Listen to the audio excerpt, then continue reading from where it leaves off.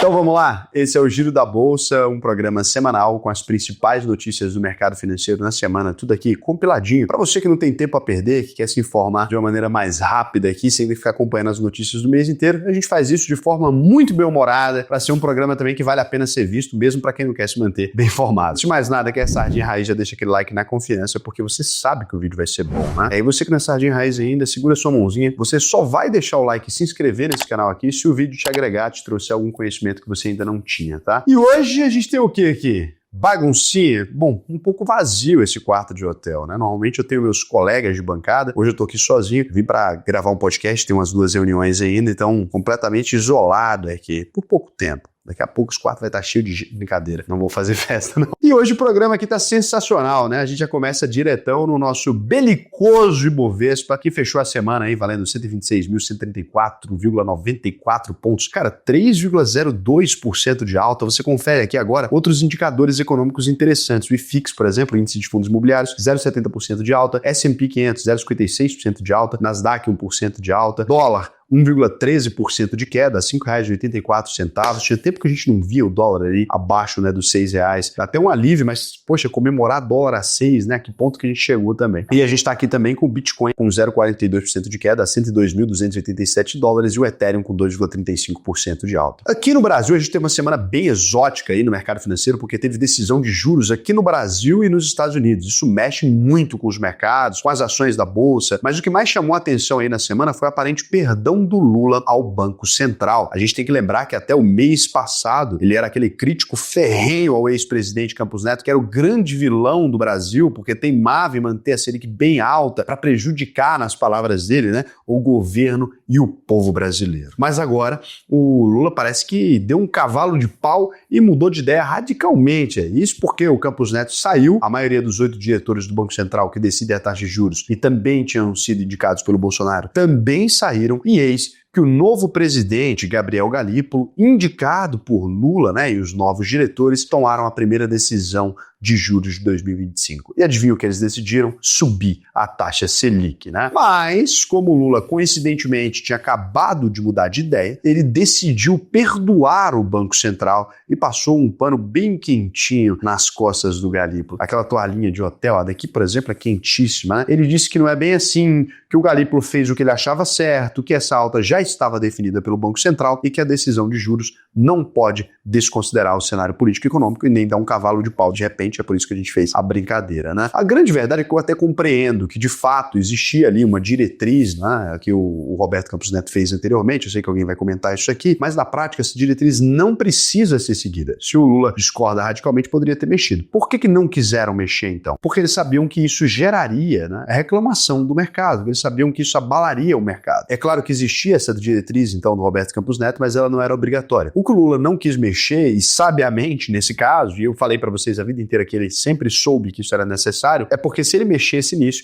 ele poderia acabar fazendo o dólar subir, disparar, poderia acabar criando um frisson aí. Então o fato é que a Selic subiu mais de 1% e agora a gente tem o segundo maior juro real do mundo, atrás somente aí da Argentina. E nesse patamar aí de 3,25%, a economia acaba sentindo demais o efeito dos juros, com menos crédito, menos consumo, menos emprego e mais dificuldade para as empresas crescerem ou até mesmo manter as operações aqui no Brasil. O Brasil vinha aumentando os empregos formais em 2024, o desemprego caiu mais de 1 ponto percentual para 6,2%, o que é muito bom, mas agora a economia está desacelerando e no mês passado a gente acabou tendo um corte aí de mais de 500 mil vagas de trabalho no pior dezembro desde 2020, né, durante a pandemia aí. Então isso está se refletindo em várias áreas. A gente tem falado aqui da queda na indústria, no setor de serviços, e agora na semana que vem sai o resultado trimestral dos bancos brasileiros aí, com expectativa também de queda no crédito. E o crédito afeta tudo, das grandes empresas às compras do mês das famílias. E tudo isso acontecendo no mês que o governo tem um problema sério com as contas públicas. O governo fechou o ano com um rombo de 11 bilhões de reais, considerando só as receitas e despesas, sem contar os juros da dívida pública. E esse resultado primário ficou dentro da meta fiscal de um déficit máximo de 0,25% do PIB, ficou quase 0,1%. Mas esse número não considerou os 29 bilhões gastos com a enchente no Rio Grande do Sul, e só foi possível porque o governo teve a maior arrecadação da história, somando 2,6 trilhões em 2024, imposto que eu e você pagamos, tá? E aí, quando a gente olha para o número completo, o rombo passa de 1 trilhão, porque só com os juros da dívida pública a gente gastou 950 bilhões no ano passado. E isso deve piorar agora,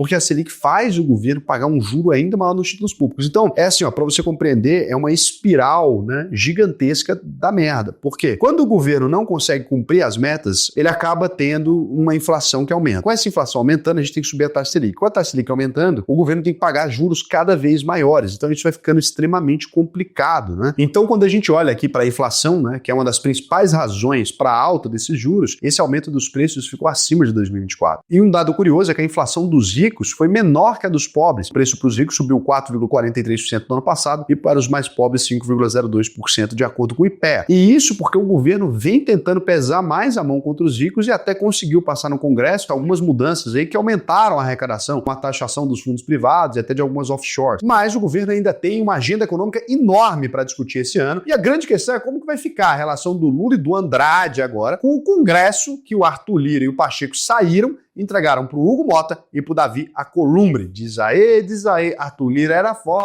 na presidência da Câmara e do Senado. Ao que tudo indica, dizem as más línguas, os boatos, as boatarias, as conversas fiadas, é que o Lula continua forte no Senado e tem um pouco menos de resistência na Câmara. E aí o resumo dessa ópera toda é que a Bolsa de Valores acabou subindo na semana, né? Não porque a Selic aumentou e o cenário continuou pessimista para o Brasil, mas porque essa decisão racional e correta do novo Banco Central, indicado pelo Lula, deu o recado de que o Copom pode continuar com uma certa independência aí nessa luta aí contra a alta do dólar e a inflação. A gente também teve alguns sinais positivos dos Estados Unidos que pausaram o corte de juros, mas mantiveram a taxa básica entre 4,25% e 4,50% ao ano. Lá, a economia e o emprego continuaram fortes e a inflação está um pouco mais controlada. E o Banco Central está dizendo que colocou o pé no freio para entender melhor como a economia vai se comportar com esse novo governo. Donald Trump, ele está culpando aí o Fed pela inflação. Ele causou uma polêmica nos Estados Unidos depois de suspender os subsídios e empréstimos federais e na política protecionista ele disse que a taxação das importações do México e do Canadá já começa no dia 1º de fevereiro com uma tarifa de 25%. O Lula já disse que se taxar o Brasil vai ter volta,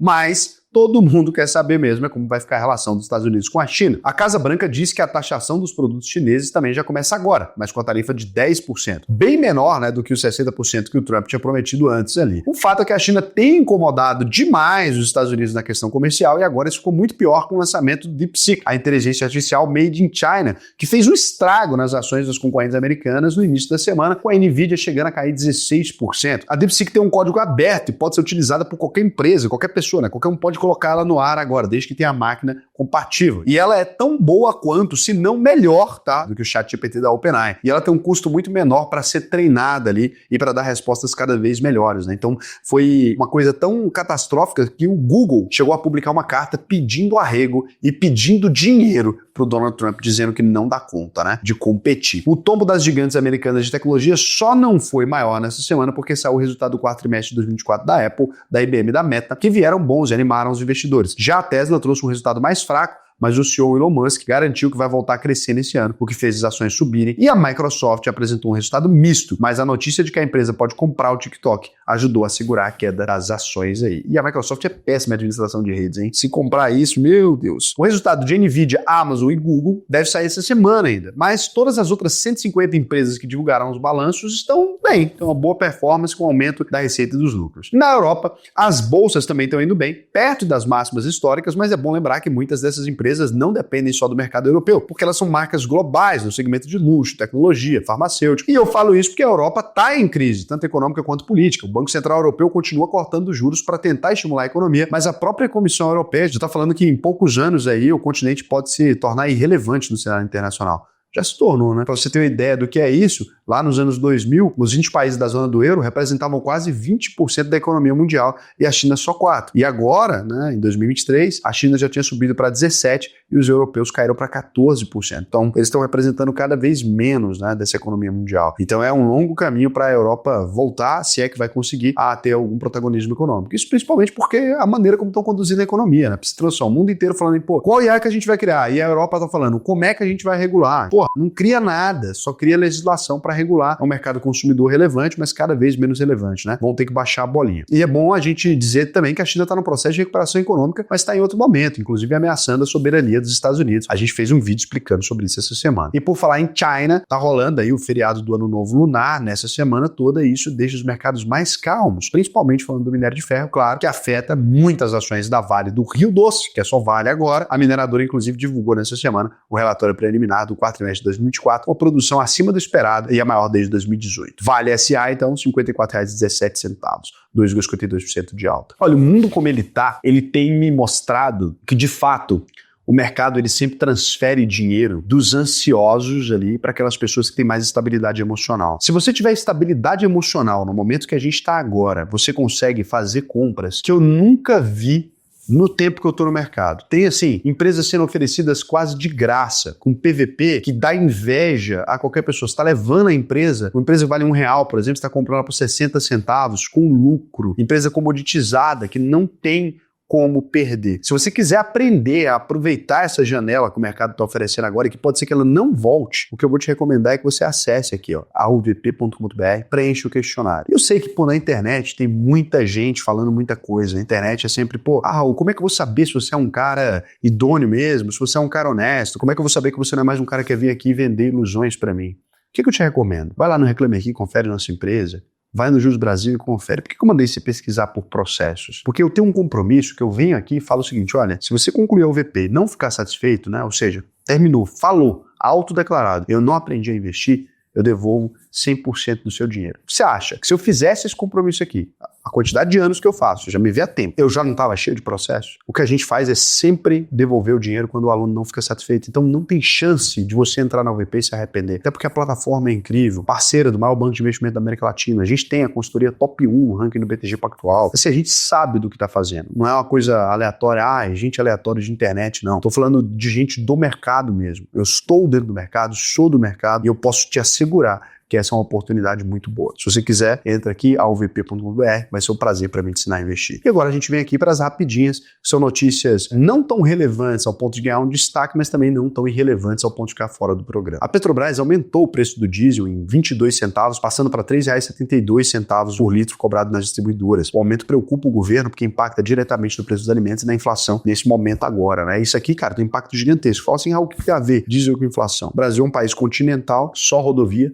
e aí os caminhoneiros estão levando a comida ali. Se eles têm um aumento no preço que eles vão colocar no transporte, tem um aumento que se transfere diretamente para os alimentos. Se o governo está preocupado com inflação, isso é um momento ruim para fazer esse ajuste, mas é isso, né? O serviço de saneamento básico feito por empresas privadas vem crescendo no Brasil desde a aprovação do marco legal do saneamento de 2020. Isso você sabe. A participação das empresas sem controle estatal nesse mercado subiu de 5% para 30%. E o número de cidades atendidas saltou de 291 para 1.648. Bom, né? O Brasil precisa mesmo disso. É infraestrutura. O X, antigo Twitter, vai oferecer um serviço de pagamentos dentro da plataforma em parceria com a Visa. A carteira digital X-Money Account vai permitir aí transações entre os usuários, mas ainda não tem previsão de quando ela começa a funcionar no Brasil. O ganhador do Nobel de Economia em 2013, o Eugene Fama, considerado o pai das finanças modernas, inclusive teoria dos mercados eficientes, disse nessa semana que o Bitcoin não tem um valor real e que vai chegar a zero nos próximos 10 anos. Um valor de mercado de 2 trilhões de dólares, o Bitcoin já tem, hoje mesmo, o tamanho das maiores empresas de tecnologia dos Estados Unidos. É uma previsão interessante do Eugene Fama. Acho que você está errado, Eugene Fama. Concordo com você em várias coisas, mas acho que você está errado. Quem concorda com o Eugene Fama, comenta aqui. E o Fundo Soberano da Noruega, o maior do mundo, teve um lucro recorde de 1,2 trilhão em 2024. O resultado foi impulsionado principalmente pelos investimentos em empresas de tecnologia e de inteligência artificial. Isso aqui é uma lição do que o Brasil deveria fazer, né? Bom, para fechar o programa com notícia realmente relevante aqui, menino Ney voltou pro Brasil, vai jogar no Santos, legal, bem-vindo Neymar. Não existe mais quenga pobre nesse país, essa é a notícia. Segunda notícia interessante aí. A deputada federal, a Carla Zambelli, teve um mandato cassado pelo TRE de SP e pode ficar inelegível por 8 anos, depois de divulgar a fake news sobre o processo eleitoral. Pode acabar não ser muito bom pra vocês não, tá? O conselho meu de amigo mesmo. Tô achando que isso aí pode acabar,